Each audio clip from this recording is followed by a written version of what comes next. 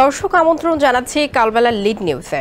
আপনাদের সঙ্গে রয়েছি আমি মারিয়া বিনতে ইলিয়াস। আমাদের আজকে লিড নিউজের শিরোনাম ১৬ বছরে ৩০০ কোটি টাকা ভর্তি বাণিজ্য।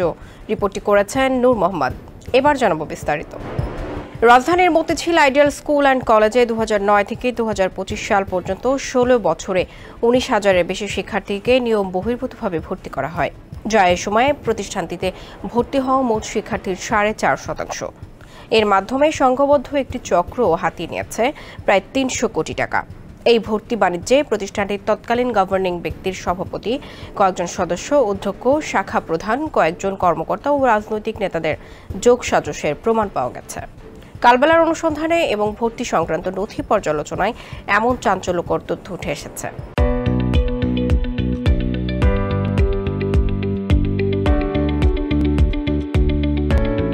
নথি পর্যালোচনায় দেখা গেছে সবচেয়ে বেশি ভর্তি বাণিজ্য হয় প্রথম শ্রেণীতে, এরপর পর্যায়ক্রমে দ্বিতীয় থেকে অষ্টম শ্রেণীতেও টাকার বিনিময় নিয়ম বহির্ভূতভাবে শিক্ষার্থী ভর্তি হয়। এমনকি জেএসসি পরীক্ষার মেধা তালিকা ছাড়াই নবম শ্রেণীতে শিক্ষার্থী ভর্তি করা হয়েছে। সাধারণত জানুয়ারি মাসে ভর্তি কার্যক্রম চললেও এসব নিয়ম বহির্ভূত ভর্তি মার্চ থেকে জুন মাসের মধ্যে গোপনে সম্পন্ন করা হতো। কালবেলার হাতে আসা ২০১৪ থেকে ২০২২ শিক্ষাবর্ষের বিভিন্ন নথিতে দেখা যায়, বিগত সরকারের আমলে প্রতিষ্ঠানটিতে দায়িত্বে থাকা প্রায় সবাই ভর্তি বাণিজ্যের এই সিন্ডিকেটের সঙ্গে জড়িত ছিলেন। নথি অনুযায়ী মতিঝিল, বনশ্রী ও মুগদায় ৩টি শাখায় ২০১৪ থেকে ২০২২ এবং ২০২৫-এ ১০টি শিক্ষাবর্ষ অনুমোদিত আসনের চেয়ে ৩,৮০২ জন বেশি শিক্ষার্থীকে নিয়ম বহির্ভূতভাবে ভর্তি করা হয়। এর মধ্যে ২,৭৮৩ জনকে অতিরিক্ত শিক্ষার্থী হিসেবে, ৮৬৬ জনকে জালিয়াতির মাধ্যমে ট্রান্সফার সার্টিফিকেট ব্যবহার করে বিশেষ বিবেচনায় ৩৬ জনকে এবং চলতি বছর সহদর কোটায় ১১৭ জনকে ভর্তি করা হয়। এছাড়া ২০১১ সালে ২,৯০০ জন এবং ২০১২ সালে ১,৯৫৬ জনকে নিয়ম বহির্ভূতভাবে ভর্তির তথ্য মিলেছে অনুসন্ধানে। জানা গেছে, বিভিন্ন মহলের চাপের মুখে ২০২২-২৩ ও ২০২৪ সালে ভর্তি বাণিজ্যের জন্য বিভিন্ন কৌশল অবলম্বন করা হয়। এই ৩ বছরে অতিরিক্ত শিক্ষার্থী ভর্তি না করালেও বয়সজনিত জটিলতা ও বাতিল হওয়ার সহদর কোটায় সুযোগ নিয়ে মোটা অঙ্কের টাকার বিনিময়ে ভর্তির সুযোগ দেওয়া হয়। ২০২৩ সালে এমন শিক্ষার্থীর সংখ্যা ছিল ৩৫০ জন এবং ২০২৪ সালে ১৫০ জন। ২০২২ সালে তুলনামূলকভাবে কম সংখ্যক শিক্ষার্থীকে এভাবে ভর্তি করা হয়েছিল। সব মিলিয়ে প্রতিষ্ঠানটিতে ৯,২১৪ শিক্ষার্থীকে নিয়ম বহির্ভূতভাবে ভর্তির প্রমাণ মিলেছে। তবে ২০০৯, ২০১০ ও ২০১৩ সালের ভর্তি সংক্রান্ত গুরুত্বপূর্ণ নথি প্রতিষ্ঠান থেকে সরিয়ে ফেলার সেই সময়ে প্রকৃত সংখ্যা জানা যায়নি, যা যোগ করলে নিয়ম বহির্ভূতভাবে শিক্ষার্থী ভর্তির সংখ্যা ১২,০০০ ছাড়িয়ে যেতে পারে বলে ধারণা করা হচ্ছে। একাধিক নির্ভরযোগ্য সূত্রে জানা গেছে, নিয়মের ব্যত্যয় ঘটিয়ে প্রতি শিক্ষার্থী ভর্তির বিপরীতে ৩ থেকে ১০ লাখ টাকা পর্যন্ত লেনদেন হয়েছে। নথি ঘেঁটে জানা গেছে, ২০১৭ সাল থেকে প্রথম শ্রেণীতে অনলাইনে লটারির মাধ্যমে শিক্ষার্থী ভর্তি হবে এমন ঘোষণা আসার পর ২০১৬ সালে সর্বোচ্চ ২,২৩৫ শিক্ষার্থীকে নিয়ম বহির্ভূতভাবে ভর্তি করা হয়। ওই বছর গভর্নিং বডির সভাপতি ছিলেন জুলাই আন্দোলনে ছাত্র হত্যার অভিযোগে করা মামলায় বর্তমানে কারাগারে থাকা বাংলাদেশের ওয়ার্কার্স পার্টির সভাপতি ও ঢাকা ৮ আসনের সাবেক সংসদ সদস্য রাশেদ খান মেনন। তার ৩ বছরের মেয়াদে মোট ২,৩৬৭ জন এবং আলোচিত ডাক ও টেলি যোগাযোগ সচিব আবু হেনা মোর্শেদ জামানের ৪ বছরের দায়িত্বকালে ২৯০ শিক্ষার্থীকে নিয়ম বহির্ভূতভাবে ভর্তি করা হয়েছে। টিসির মাধ্যমে সারা বছর ৮৬৬ শিক্ষার্থীকে ভর্তি করা হলেও এর কোনো সঠিক রেকর্ড পাওয়া যায়নি। এছাড়া ২০১৪ সালে ৮০ জন, ২০১৫ সালে ৫২ জন, ২০১৭ সালে ৩৪ জন, ২০১৮ সালে ২, ২০১৯ সালে ৭৫, ২০২০ সালে ১০০, ২০২১ সালে ১২০ এবং ২০২২ সালে ৮৫ শিক্ষার্থীকে নিয়মের ব্যত্যয় ঘটিয়ে ভর্তি করা হয়েছে। চলতি বছর এ কায়দায় ১১৭ জনকে ভর্তির অভিযোগ তদন্ত করেছে মাধ্যমিক ও উচ্চ মাধ্যমিক অধিদপ্তর। টিসির মাধ্যমে ভর্তির ক্ষেত্রে মতিঝিল মূল শাখার বাংলা ভার্সনে ২৫৮ জন, একই শাখায় ইংরেজি ভার্সনে ২০৯ জন, বনশ্রী শাখার বাংলা ভার্সনে 221, ইংরেজি ভার্সনে 72 এবং মুগদা শাখায় 106 শিক্ষার্থীকে নিয়মের ব্যত্যয় ঘটিয়ে ভর্তি তথ্য রয়েছে। কালবেলার অনুসন্ধানে 2011 ও 12 শিক্ষাবর্ষেও বড় ধরনের ভর্তি জালিয়াতির কথা মিলেছে। শুধু 2011 সালে 2900 জনের বেশি শিক্ষার্থী ভর্তিতে জালিয়াতির আশ্রয় নেওয়া হয়েছে। পরের বছর এর সংখ্যা ছিল 1956 জন। ওই সময় ভর্তির বিনিময়ে প্রত্যেক শিক্ষার্থীর কাছ থেকে 1.5 থেকে 2 লাখ টাকা পর্যন্ত নেওয়া হয়েছে বলে জানা গেছে।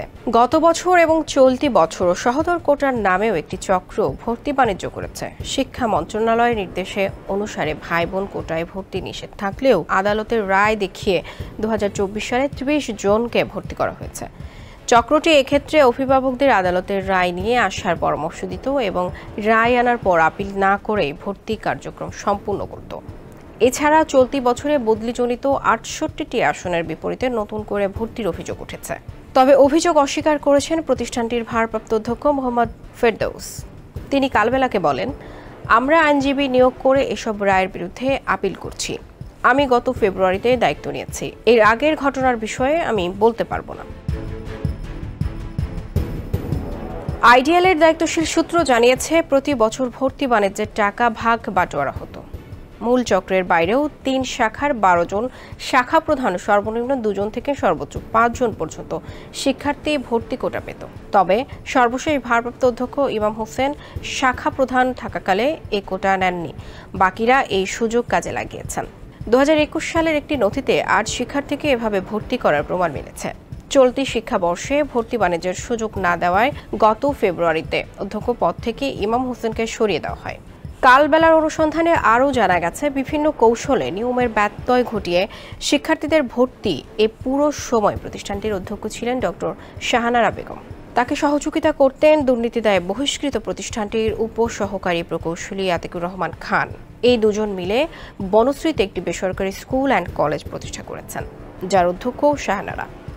এছাড়া আতিক ও শাহানারার ছেলে ওই এলাকায় ভিশন 71 ডেভেলপমেন্ট কোম্পানি খুলে জমি ও ফ্ল্যাটের ব্যবসা করছেন। 2.5 কোটি টাকার অবৈধ সম্পদ ও 47টি ব্যাংক হিসাবে 7 কোটি 26 লাখ টাকার সন্দেহভাজন লেনদেনের অভিযোগ আতিকের বিরুদ্ধে 2024 সালে মামলা করাচ্ছেন দুর্নীতি দমন কমিশন দুদক, যা বর্তমানে তদন্তাধীন। ভর্তিতে অনিয়ম ও অবৈধ লেনদেনের অভিযোগে দুদক গত 6 এপ্রিল অধ্যক্ষ ও আবু হেনা মোর্শেদ, প্রধানমন্ত্রীর কার্যালয়ের সাবেক মহাপরিচালক শহীদুল ইসলাম সহ 11 জনের বিরুদ্ধে মামলা হয়েছে। জানা গেছে, বিগত সরকারের আমলে সব নিয়ম বহির্ভূত ভর্তির তথ্য খুঁজে বের করতে মাধ্যমিক ও উচ্চ মাধ্যমিক অধিদপ্তর একটি উচ্চ পর্যায়ের তদন্ত কমিটি গঠন করেছে। সম্প্রতি তদন্ত কমিটি প্রতিষ্ঠানটিতে গিয়ে ভর্তির সব তথ্য চেয়েছে। এর আগে পরিদর্শন ও নিরীক্ষা অধিদপ্তর একই বিষয়ে তদন্ত করলেও রাজনৈতিক চাপে প্রতিবেদন জমা দিতে পারেনি বলে অভিযোগ রয়েছে। কালবেলার হাতে আসা নথির তথ্য বলছে, বিগত বছরগুলোয় শিক্ষা প্রতিষ্ঠানটিতে মোট 9টি পরিচালনা কমিটি ছিল, যার মধ্যে মাত্র 3টি ছিল নিয়মিত। বাকিগুলো অ্যাডহক বা বিশেষ কমিটি হিসেবে গঠিত হয়েছিল এবং এই সময় মূলত ভর্তি বাণিজ্য চলেছে। সভাপতি রাশেদ খান মেনন, আবু হেনা মোর্শেদ ছাড়াও শিক্ষা মন্ত্রণালয়ের সাবেক অতিরিক্ত সচিব মোল্লা জালাল উদ্দিন ও জননিরাপত্তা বিভাগের সাবেক সিনিয়র সচিব আমিনুল ইসলাম খানও 6 মাস করে সভাপতির দায়িত্ব পালন করেন। স্কুল থেকে প্রাপ্ত তথ্যানুযায়ী আবেদনের বাইরে বিশেষ বিবেচনায় শিক্ষার্থী ভর্তি করা হয়েছে। প্রতি বছর রাষ্ট্রের গুরুত্বপূর্ণ ব্যক্তিদের সুপারিশে এসব ভর্তি হতো। তদবিরকারীদের মধ্যে ছিলেন প্রধানমন্ত্রীর কার্যালয়ের সাবেক 3 জন সচিব, সাবেক অর্থমন্ত্রী, শিক্ষামন্ত্রী, জনপ্রশাসন মন্ত্রী, দুদক চেয়ারম্যান সহ মহাপরিচালক, বিমানের চেয়ারম্যান, শিক্ষা সচিব, বস্ত্র ও পাট সচিব সহ অন্তত 2 ডজন উচ্চপদস্থ ব্যক্তি। এছাড়া 2021 সালে শুধু গণ্যমান্য ব্যক্তিদের সুপারিশে 141 জনকে ভর্তি করা হয়, যার পক্ষে কোনো সুপারিশপত্রও ছিল না। সুপারিশপত্র না থাকা সত্ত্বেও অনেকের নাম ব্যবহার করে ভর্তি বাণিজ্য হয়েছে। 2021 সালে তৎকালীন জেলা প্রশাসক শহীদুল ইসলামের নাম ব্যবহার করে 14 জনকে ভর্তি করা হয়। দুদকের মামলায় শহীদুল ইসলামকে আসামি করা হয়েছে। নথি পর্যালোচনা করে আরও দেখা গেছে, এসব ভর্তির ক্ষেত্রে শিক্ষা বোর্ড বা অধিদপ্তরের কোনো অনুমোদন নেওয়া হয়নি। ভর্তির রেজিস্ট্রারে গরমিল ছিল এবং কর্তৃপক্ষের অনুমতি ছাড়াই প্রতি বছর ভর্তির আসন সংখ্যা বাড়ানো হয়েছে। জানতে চাইলে মাধ্যমিক ও উচ্চ মাধ্যমিক অধিদপ্তরের মহাপরিচালক প্রফেসর ডক্টর মোহাম্মদ আজাদ খান কালবেলাকে বলেন, বিগত সরকারের সময় প্রতিষ্ঠানটিতে নিয়ম বহির্ভূত ভর্তি সহ সার্বিক বিষয়ে তদন্তের জন্য একটি উচ্চ পর্যায়ের কমিটি গঠন হয়েছে। কমিটির সদস্য সচিব ও অধিদপ্তরের উপপরিচালক শওকত হোসেন মোল্লা কালবেলাকে জানান, তারা এরই মধ্যে কাজ শুরু করেছেন এবং সম্প্রতি প্রতিষ্ঠানটিতে গিয়ে ভর্তি সংক্রান্ত নথিপত্র চেয়েছেন। এই নিয়ম বহির্ভূত ভর্তির বিরুদ্ধে দীর্ঘদিন ধরে আন্দোলন করে আসা অভিভাবক ঐক্য ফোরামের চেয়ারম্যান জিয়াউর কবির দুলু কালবেলাকে বলেন, এসব অবৈধ ভর্তি স্কুলের শিক্ষক, গভর্নিং বডি ও কিছু রাজনৈতিক নেতার সিন্ডিকেটে হতো। তারা নিজেরাই ক্ষমতাসীন ব্যক্তিদের কাছে থেকে সুপারিশ নিয়ে আসতেন। 10টি সুপারিশ এলে তার দ্বিগুণ, কখনো এর বেশি ভর্তি করাতো।